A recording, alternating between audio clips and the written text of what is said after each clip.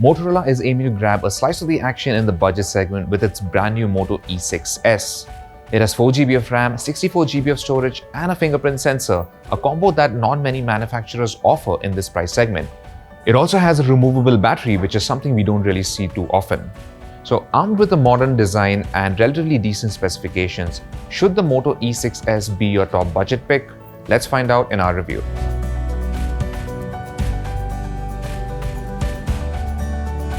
Now before we go ahead, don't forget to subscribe to our channel and hit that bell icon so you're the first to know whenever we have a new video. The design of the Moto E6s is pretty simple and basic. The display gets a notch on the top and pretty thick borders all around. The volume rocker and the power button don't have a lot of travel, but they are easy to press. The shell snaps off easily, revealing the two SIM slots and a dedicated slot for a micro SD card. One of the SIM slots accepts a micro SIM, which, just like the removable battery, isn't something we've seen in a while. The fingerprint sensor in the center works well and also has a Moto logo printed on it. Now, unlocking the phone with a fingerprint isn't extremely quick, but we found the success rate to be good. Face recognition works decently well under good light, but struggles a little in low light. Now at the bottom we have a micro USB port and a single loudspeaker.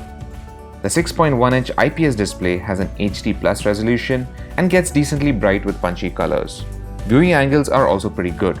The 19.5:9 aspect ratio makes this phone relatively tall, but it isn't very wide, so holding it feels comfortable.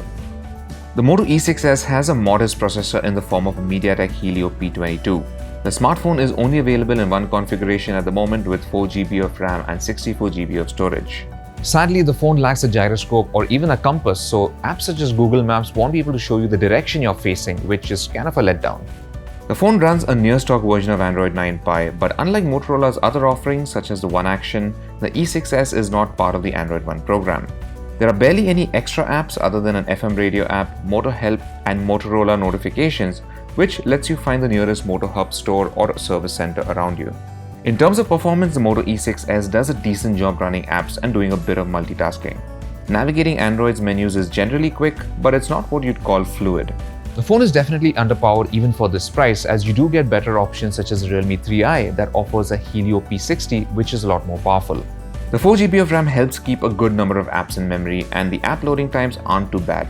When it comes to gaming, this phone won't deliver the best experience in titles such as PUBG Mobile, but PUBG Mobile Lite fared a little better.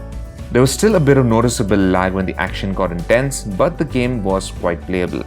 After about 30 minutes of gameplay, we noticed a drop of around 11% in battery level, and the phone also got quite hot.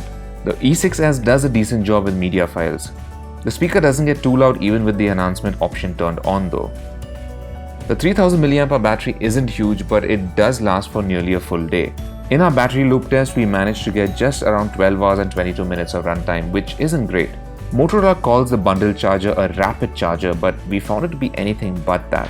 The 10-watt adapter takes around 3 hours and 45 minutes to fully charge the phone, which is quite slow. The rear cameras on the E6s are a 13-megapixel main sensor with an f2.0 aperture and a 2-megapixel depth sensor. In the front, we have an 8-megapixel selfie camera.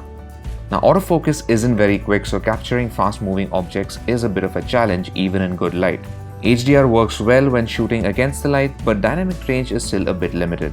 Details were decent in close-ups, but objects at a distance often looked a little soft. The camera struggles a bit with exposure too, and most of the highlights in our daytime shots look overexposed. However, we did have slightly better luck with close-ups. In bokeh mode, you get a slider to adjust the level of background blur, and the edge detection is a bit of a hit or miss here even with the dedicated depth sensor. In low light, the camera struggled to lock focus for a second or two at times before settling down. The E6s also struggled to capture good detail at night, and landscape shots generally look quite grainy. It did manage to retain good colors though. The front camera isn't that much better either, as it captures very average looking selfies even in daylight. This phone struggles a bit in getting skin tones and exposure right at times too. Selfies taken at night had visible grain and lacked good definition. Now coming to video, the quality is also quite average even under good light, and there's no electronic stabilization at 1080p, which is the highest resolution that this phone will record at. In low light, the image quality is soft and details are quite weak. The Moto E6s compromises a bit too much in terms of performance, battery life and cameras, which makes it a little difficult to recommend. Plus, the omission of basic things such as a compass is a real letdown. The removable back cover and battery are nice touches, but we doubt this is a feature that would really influence anyone's buying decision. On the bright side, the Moto E6s is light, has a decent display, and gets you plenty of RAM and storage at this price.